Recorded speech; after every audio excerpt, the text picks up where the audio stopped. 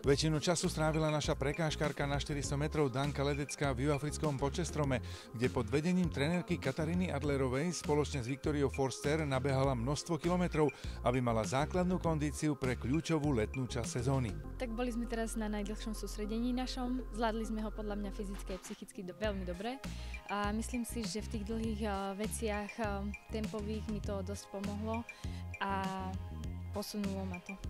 Väčšina atlétov strávi sviatky doma, ale čoskoro nadviaže na predchádzajúce sústredenie. Teraz 4. januára odchádzame na Tenerife, kde ešte doklepneme nejaké veci smerom k hale.